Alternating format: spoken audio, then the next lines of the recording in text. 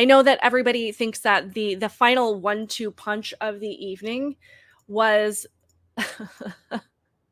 Taylor Swift's endorsement of Kamala Harris. And it's just so funny to me that this came out right after.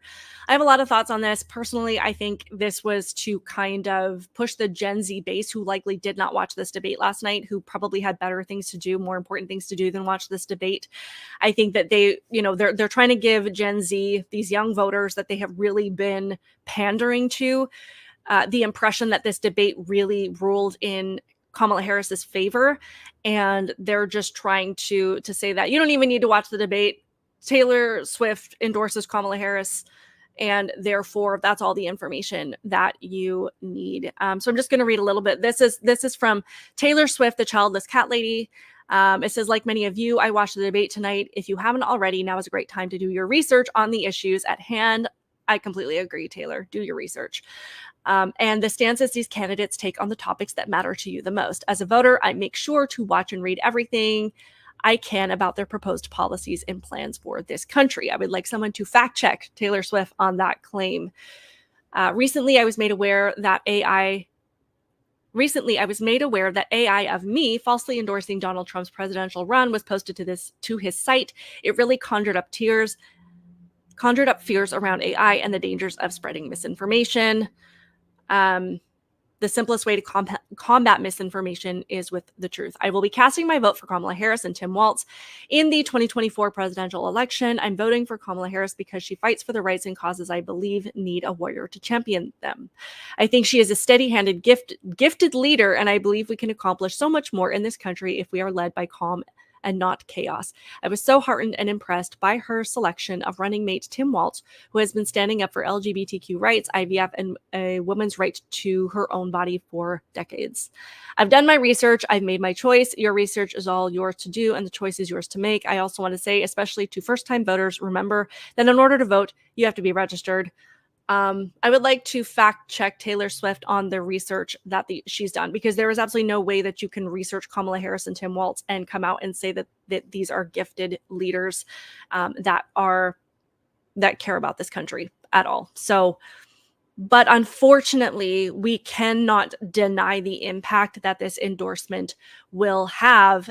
And unfortunately, there are people that are going to think that this is just the bee's knees, that this is the best thing since sliced bread. And again, it really shows how insincere to me a campaign is when they have to rely on these celebrity endorsements. So this is, of course, CNN just over the moon about this endorsement. This is someone who crosses it all. This is, I think, the most important celebrity endorsement we've ever seen in a presidential campaign, especially because it is so close and it can make that kind of difference.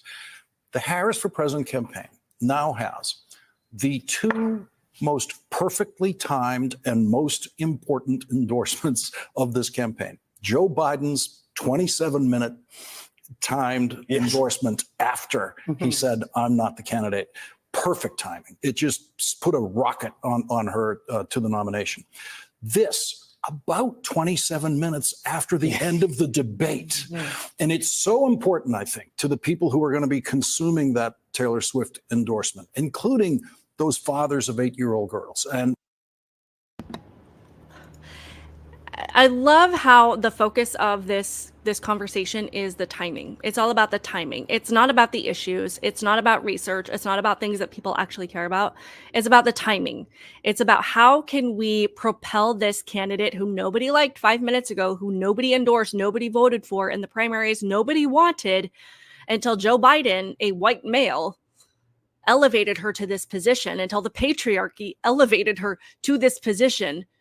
How can we time this perfectly to maximize this popularity? Because you can't do it on the issues, can't do it on her record, can't do it on the things that she said, can't do it on her abysmal laugh, can't do it on her public appearances, can't do it on any of these things that people actually care about. How can we time this perfectly to maximize this popularity that she would not be able to accomplish on her own? That is the most important thing to these people. It's not about whether or not you can afford food. It's not whether or not you feel safe in your community. It's not about whether or not we have an invasion of illegal immigrants draining our resources. resources, where our own people cannot access the things that they need. This is entirely about timing. How can we get her to be popular, to get her over that finish line in November, and then do all these, unfortunately, finish the job of Joe Biden. So that's just great. And unfortunately, as much as we would like to think that these things don't matter, unfortunately, in today's politics, they have far too much impact. We have far too many people that put weight on celebrity voters, that on celebrity endorsements, than should ever be allowed. It should ever be, and it's absolutely egregious to watch.